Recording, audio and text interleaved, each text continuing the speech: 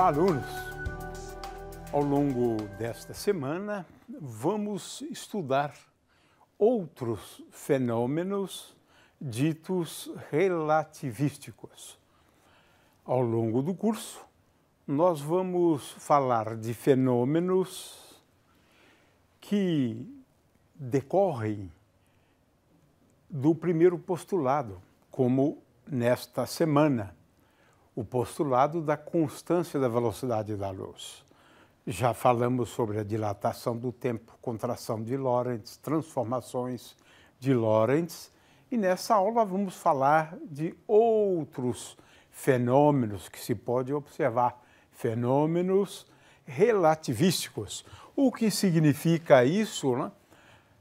São fenômenos quando a velocidade de um referencial em relação a outro é grande, próxima da velocidade da luz. Muito bem. Em primeiro lugar, vamos falar sobre luz como velocidade limite. Essa é uma consequência, sim, do primeiro postulado. E o efeito Cherenkov. Vamos falar de transformações de velocidade, citar rapidamente uma experiência pioneira de Fizeau, a questão da posição aparente de um objeto no céu, por exemplo, e efeitos luminosos, né, como o efeito headlight, né? E, finalmente, abordaram um pouco a questão da causalidade, né, e da simultaneidade de eventos, né? Muito bem. Começamos com a questão do limite não relativístico, né? Nos movimentos corriqueiros, né, nós estamos falando de objetos que se deslocam com a velocidade muito menor do que a velocidade da luz. Neste caso, os efeitos da teoria da relatividade são desprezíveis. Por isso, você não precisa se preocupar com o movimento dos projéteis, por exemplo, na superfície terrestre, né? De forma que, se V for muito menor do que C, este gama que está aqui, no limite em que V sobre C tende a zero, esse gama tende a 1, na realidade. É claro que mais meio de V2 sobre C2, mas se isso é pequeno, isso aqui é muito menor ainda. Consequentemente, se V sobre C for muito pequeno, a gente não precisa levar em conta efeitos da teoria da relatividade. Você não tem aí o que nós chamaríamos de fenômenos relativísticos, né? Porque simplesmente se aplicam as leis, por exemplo, de Newton no estudo do movimento, né? Então, essa é uma primeira observação, né? Agora, a teoria da relatividade traz uma coisa muito interessante. É uma consequência das transformações de Lorentz, é uma consequência das transformações de Lorentz, porque lá aparece nas transformações de Lorentz esse fator aqui, né, que nós chamamos de gama, né, que é igual a 1 sobre raiz quadrada de 1 menos V2 sobre C2. Mas olha só que coisa curiosa. Não faz sentido falar em V maior do que C. Não faz sentido, porque 1 sobre raiz quadrada de 1 menos V2 sobre C2, se isso acontecesse, né, gama seria imaginário puro, mas aí realmente a gente prefere dizer que isso não faz sentido. E, portanto, a teoria da relatividade estabelece que a luz é ou tem a velocidade limite. Ou seja, nada se move mais rápido do que os fótons no vácuo. Estou falando no vácuo, né? Porque a velocidade da luz é igual a C no vácuo, né? Então, V maior do que C é uma impossibilidade, né? Ou não, algumas teorias advogam esta possibilidade aqui, mas cada vez mais em desuso, né? As partículas que teriam V maior do que C são denominadas táquions. Essas partículas, em princípio, se movimentariam com velocidade maior do que c. Mas não há nenhuma evidência para a existência de tais partículas, né? De vez em quando alguém divulga que encontraram uma velocidade maior do que a velocidade da luz, logo se percebe que cometeram um erro. A teoria da relatividade estabelece um limite, e essa é uma das consequências da teoria da relatividade. É um fenômeno relativístico agora. Nada pode se propagar mais rápido do que a luz no vácuo, né? Agora, temos uma outra possibilidade, e essa é curiosa. Seja um meio qualquer no qual a luz se propaga com velocidade v. Então, pode acontecer de um objeto se propagar no meio com uma velocidade maior do que a velocidade da luz naquele meio. A água, por exemplo, né? Esse é o famoso efeito Cherenkov, né? E existe aqui, na realidade, um fenômeno análogo a esse, né? É quando um objeto se propaga a uma velocidade maior do que a velocidade do som. Isto, né? É medida em Mach, né? Mach 1.2, né? 1.2 vezes a velocidade do som no ar, por exemplo, um avião, né? Quando um avião passa de Mach 1 para Mach 1 para Mach 1.2, ele, na verdade, está quebrando, ultrapassando a barreira do som. É isso que é o nome científico, né? E quando isso acontece, o avião acaba realmente tendo condições de ultrapassar as várias frentes de onda. Nesse instante, onde ele ultrapassa a velocidade do som, se formam ondas de pressão, que são ondas de choque. Esse fenômeno tem o nome de sonic boom, né? E essas ondas de choque se propagam numa determinada direção, um ângulo aqui, né? Um ângulo θ, de tal maneira que o seno do ângulo θ é igual à velocidade do som dividido pela velocidade da fonte, do objeto que se move. Portanto, essas ondas de som se propagam formando um determinado, ou ondas de choque, na verdade essas ondas, né? Aí são ondas de choque, ondas de pressão, né? De forma que elas se propagam, né? Formando essa nova frente de onda, né? Ou de onda de choque, né? De tal maneira a formar um ângulo, né? Também isso é possível ver no caso de algo que se movimenta na água, por exemplo, um barco, né? O fato é que se a velocidade de um objeto, um elétron, por exemplo, né, for maior do que a velocidade da luz naquele meio, acontece a propagação de o que nós chamamos aqui de efeito Cherenkov. Agora, dá lugar à propagação de ondas, né?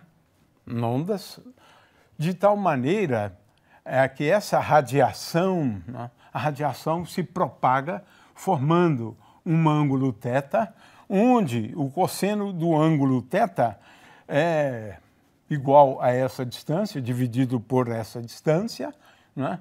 Aliás, essa distância dividido por essa distância é igual a V vezes T, e esta aqui é C sobre N vezes T. De forma que o cosseno do ângulo θ ele é igual a D sobre D', que é igual a 1 sobre N vezes beta. Beta é V sobre C. Então, ele depende fortemente da velocidade, né, da luz, né, naquele meio. O fato é que a gente observa essa radiação, conhecida como o efeito Cherenkov, como quando eu tenho um elétron, por exemplo, se movimentando numa piscina contendo água. Na verdade, estou falando aqui de um reator, né? Esse aqui é o núcleo do reator, e a gente vê essa radiação Cherenkov, que tem esse aspecto aqui azulado. Então, existem sim consequências, né?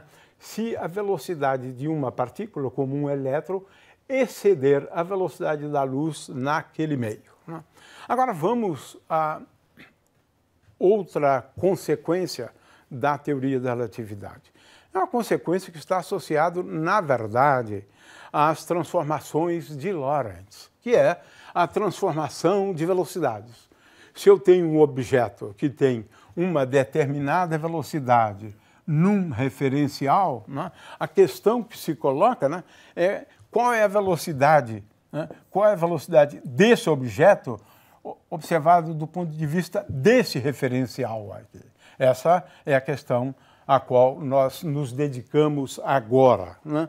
Ora, como é que a gente calcula essa velocidade? A velocidade era sempre definida como taxa de variação, né, instantânea das coordenadas. Eu estou falando aqui de coordenadas cartesianas, claro, né? Então, Vx é igual a dx dt, Vy é igual a dy dt. No entanto, naquele referencial, aqui, nesse referencial, a velocidade, vamos aqui denominá-la de linha, V'x é dx' dt', dy' dt' e dz' dt'. Então eu tenho componentes das velocidades diferentes num referencial e no outro. Agora, como é que eu relaciono as velocidades? Lembrando que x, agora eu lembro as transformações de Lorentz. É simples, ou tão simples quanto isso. T, y igual a y' e z igual a z'. Aqui tem um sinal de igual, z igual a z'. São as transformações de Lorentz. E agora, como é que eu faço? Eu poderia derivar, mas é mais fácil você calcular dx dt considerando, na verdade, diferenciais, dx e dy, e dividindo dx por dy. É muito mais fácil, dá o mesmo resultado se derivar. De forma que aqui em cima eu tenho dx e embaixo eu tenho dt, né?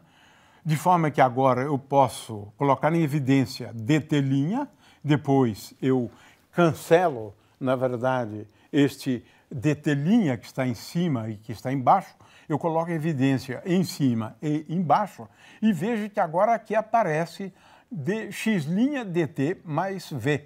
1 mais v sobre c2 dx' dt, né? Vy é a mesma coisa, é dy dt, mas dy é igual a dy', e dt é esse mesmo fator que tem aqui embaixo. Consequentemente, se eu colocar em evidência embaixo dt', veja só, aqui aparece Vy'. E a mesma coisa com respeito a dz' dt' que aparece aqui. A conclusão, resumindo, é a seguinte: a componente x da velocidade, né? A componente x da velocidade, ela é dada por essa expressão aqui. Veja que aqui eu tenho a componente x' da velocidade, no outro referencial. V é a velocidade de deslocamento de um referencial em relação ao outro, né? De forma que, nesse caso, o referencial linha se desloca com velocidade v para a direita, né, no sentido de x positivo, essas expressões aqui. Vy', Vy é igual a Vy' vezes raiz quadrada de 1 menos V2 sobre C2, e aqui embaixo eu tenho esse fator, que é o mesmo que eu tenho aqui, né? Veja que ele depende de V'x, né?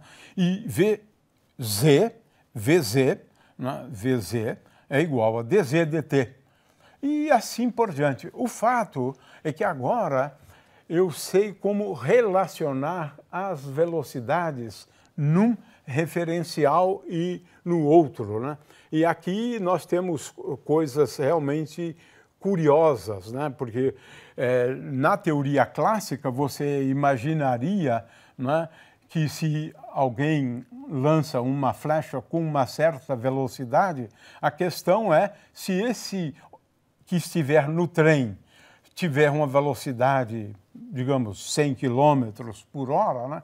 A questão qual é a velocidade da flecha para esse outro observador. É claro que eu posso também fazer a pergunta oposta. Se esse aqui lança uma flecha a 200 km por hora, que é o caso aqui dessa figura, qual é a velocidade para o outro? Então, eu preciso resolver esse tipo de problema, né? Quer dizer, se esse lança com 200 km por hora uma flecha e o trem está a 100, qual é a velocidade para esse? Ou, se esse lança a 200, qual é a velocidade para o outro, né? Então, são questões bem interessantes, porque na teoria da relatividade eu não somo apenas 300 km por hora, não é assim. Então, é preciso fazer algumas contas. Tem uma coisa também curiosa agora, né? Se esse trem estiver a uma velocidade, né? É claro que isso é uma impossibilidade, mas um referencial, né? Estiver a velocidade da luz e lançar um objeto à velocidade da luz, para este aqui, a velocidade vai ser igual a c. É só a gente fazer as continhas e nós vamos chegar a essa conclusão. Ou seja, a velocidade, quando eu lanço um objeto com velocidade igual a c para um referencial que se move com velocidade igual a c, então é uma questão de consistência, porque a teoria da relatividade é baseada nisso. A velocidade da luz, né, é a mesma em qualquer referencial. Então, aqui nem precisaria ser velocidade c. Poderia ser uma velocidade v qualquer, para qualquer velocidade v. A velocidade da luz é a mesma, num referencial e no outro, né? Então, mas é simplesmente uma questão de substituir naquelas fórmulas para a gente concluir isso, que V'x, né, é igual a c se Vx, né, for igual a c, né? Muito bem. Então, essas são algumas fórmulas, né? Agora a gente vai dar uma olhada numa animação. Então, vejamos o movimento de uma partícula analisada de um referencial. Aqui eu tenho à esquerda a trajetória e ali à direita a velocidade em cada ponto. Repetindo, aqui eu tenho a trajetória e em seguida nós analisamos a velocidade da partícula em cada ponto. Agora, a ideia é a gente analisar este mesmo movimento, mas visto de um outro referencial. Veja, no outro referencial eu tenho outra trajetória e as velocidades são diferentes em cada referencial. Veja que a trajetória é diferente e as velocidades são diferentes num referencial e no outro. Num é v' e no outro referencial é v.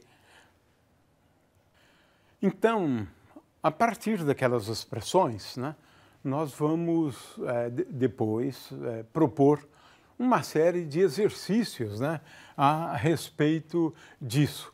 É possível fazer a decomposição de velocidades num caso bastante geral, mas a gente vai acabar não cobrando isso, porque aí eu tenho uma parte transversal e uma parte longitudinal. A gente não vai realmente insistir nisso, né? São expressões bastante gerais, né? Einstein propôs, né, essas transformações de velocidade e ele logo em seguida citou uma experiência de Fizeau, que na verdade confirmaram pela primeira vez, né, a veracidade daquelas expressões, né? Fizeau, ele se dedicou muito à questão da velocidade da luz, né? Como determinar a velocidade da luz. E aqui eu tenho uma experiência dele, né, de 1851, que visava medir a velocidade relativa da luz, né?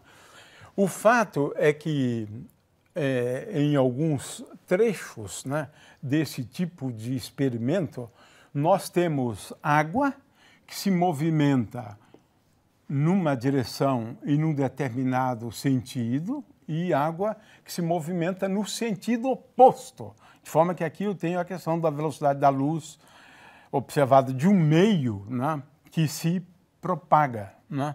O fato é que, grosso modo, aqui eu tenho uma fonte, S', tenho um divisor de feixes, né?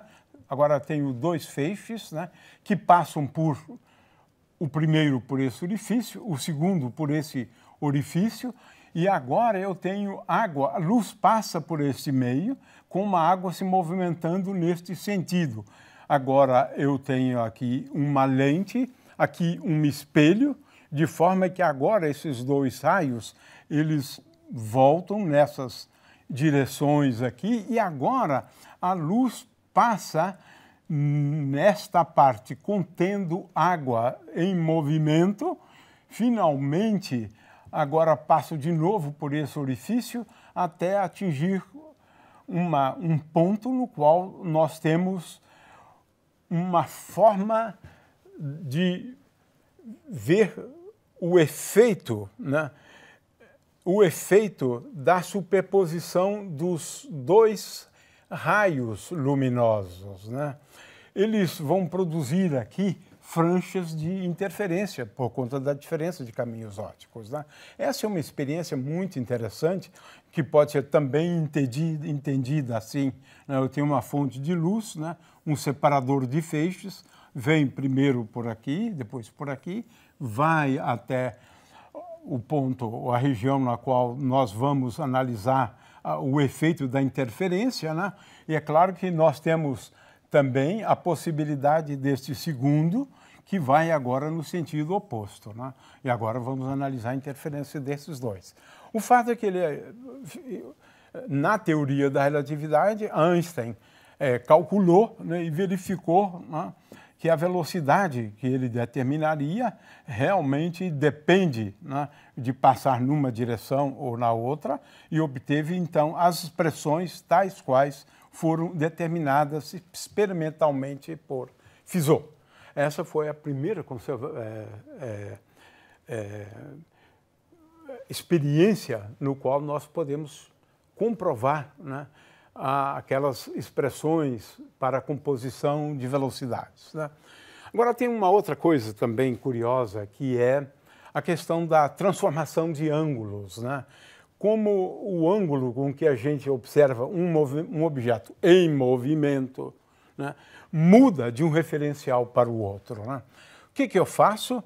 Eu considero aqui agora Vx e escrevo Vx é igual a V vezes cosseno θ. V' x é igual a V' vezes cosseno θ'. De forma que agora eu tenho uma expressão para V vezes cosseno θ, que adquire esta forma, e V vezes seno θ, que adquire esta forma, né? De forma que se eu dividir uma pela outra, veja que o que eu estou fazendo aqui eu tenho aqui um objeto que se move com uma velocidade, que eu estou chamando de V, essa velocidade, e esse ângulo aqui é o ângulo θ, é o ângulo com que eu vejo esse objeto se deslocando com velocidade V. No outro referencial, essa velocidade aqui é V', V'. E esse ângulo aqui é θ'.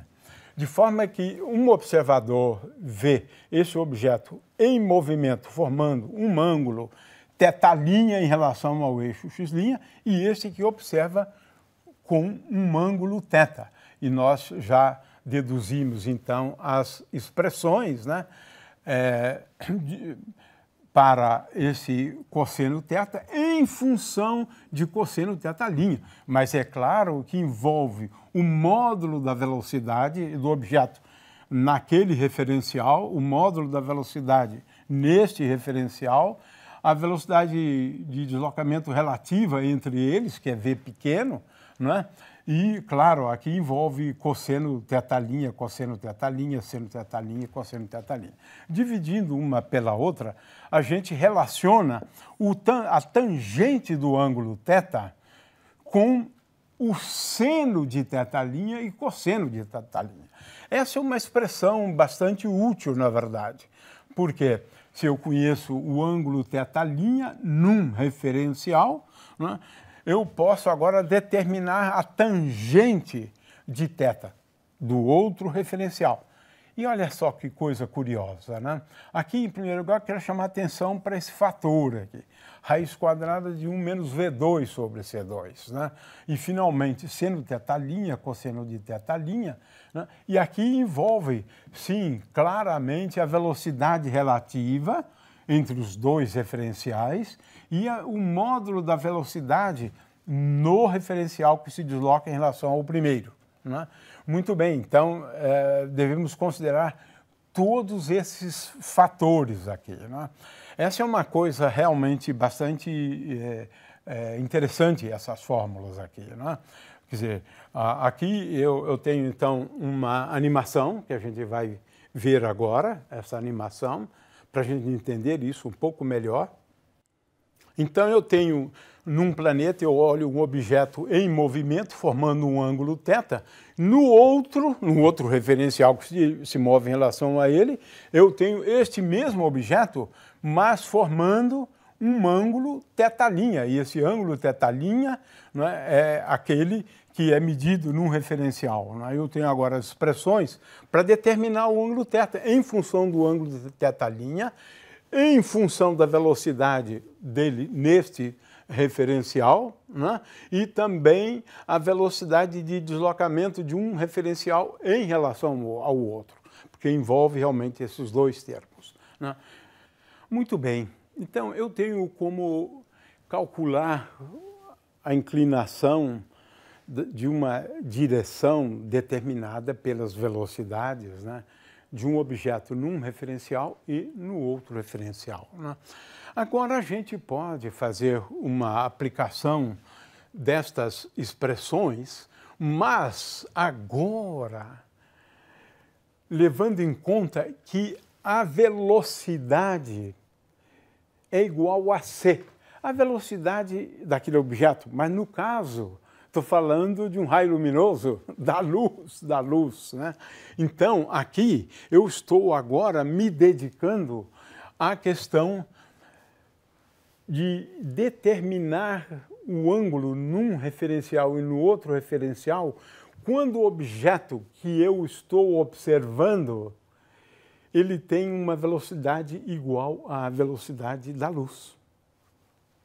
Agora, as fórmulas aqui ficam de uma forma mais simples, olha, ficam fórmulas bem bonitinhas, na verdade, né? Agora, a velocidade do objeto, né, fótons, por exemplo, né, é igual à velocidade da luz. Então, estou determinando os ângulos envolvendo agora a propagação de raios luminosos, né? Veja a expressão aqui, né? Ela depende, claro, o ângulo θ depende da velocidade com que um referencial se move em relação ao outro e a velocidade da luz. Então, claro, θ' e cosseno, seno de θ' e cosseno de θ', eles são determinados naquele referencial, né, que se move em relação ao primeiro, né? Portanto, eu tenho uma expressão aqui válida para um sinal luminoso qualquer. Eu quero chamar a atenção para esse fator aqui, porque a gente vai comentar logo este fator, né? Eu quero agora lembrar, né, as definições que temos aqui. Na verdade, isso aqui serve, né, para a gente entender, por exemplo, quando eu tenho uma estrela, a luz proveniente da estrela, num referencial ela é θ', no outro referencial ela é igual a θ. Θ pode ser a posição real, atual, mas visto de um referencial. θ' é a posição aparente por conta desse efeito do movimento apenas. Mas essa expressão aqui é válida, então, para a direção com que um observador localizado num referencial vê uma estrela, por exemplo, a direção dela, e um outro observador num referencial que se move em relação a ele. Essas inclinações são diferentes, né? Essa é uma expressão, então, bastante interessante para efeito de entender, né, o ângulo que forma uma determinada estrela num referencial e no outro referencial. Aqui tem um efeito também bastante interessante, né? Por conta daquele fator lá na frente, né? 1 menos V2 sobre C2, né? O tangente de θ depende deste fator. Então, quanto maior for V sobre C, nós vamos observar um feixe luminoso que tem uma certa abertura, mas se eu me movimento, né? Ou se esse objeto se movimenta em relação a mim, esse ângulo de abertura se reduz consideravelmente por esse fator aqui, né? De forma que os raios provenientes de uma fonte, né, que alcançam um observador, eles são distorcidos e concentrados na direção do movimento da fonte em relação ao observador, né? É como se a luz emitida por um objeto em movimento estivesse concentrada num cone voltado para a direção do movimento. Esse efeito recebe o nome de efeito headlight, né? É como se estivéssemos vendo raios bem concentrados na direção que ocorre o movimento. É claro que depois que passa, a luminosidade é bem mais reduzida, menos luz naquela direção. Por isso que recebe este nome, né? Um outro efeito que a gente pode analisar também utilizando essas transformações de ângulos, né, diz respeito à questão da aberração da luz das estrelas, né? Aqui tem um exemplo interessante, que é uma chuva que cai e você está parado. Mas quando você se movimenta, a chuva parece estar caindo com um determinado ângulo. É claro que é um efeito do movimento, né? Ora, também aqui acontece um fenômeno semelhante por conta do movimento. Se a Terra estivesse parada, a luz viria de uma direção. No entanto, pelo fato de você estar em movimento, né, a estrela vai parecer alguns segundos de arco à frente da posição verdadeira, né? De forma que esse efeito é interessante, né? E temos aqui as expressões, na verdade, para essa aberração relativística, né? Eu uso aquelas mesmas expressões lá. Também isso afeta o que nós chamaríamos de aberração da luz das estrelas, mas agora eu estou considerando o caso em que eu observo uma estrela quando eu estou no mês de julho, né? Eu estou no mês de julho, e quando eu estou no mês de janeiro, 6 meses depois, né? Isso aqui é importante no caso das medidas de paralaxe, que é uma forma de você medir, né? De você medir a distância de estrelas. Mas essa diferença de ângulos aqui, não é? Ela é dada essencialmente por seno de θ', que é o ângulo que a gente vai ver depois, do que se trata, vezes beta. Então você tem uma correção realmente relativística, né, para essa questão da determinação da paralaxe estelar. Vamos então ver essa animação para a gente entender isso. Então, nessa animação eu tenho o movimento da Terra, olho uma estrela, né? 6 meses depois, a outra estrela, e a gente vai medir, né, experimentalmente essa diferença de ângulos, que é o paralaxe, né?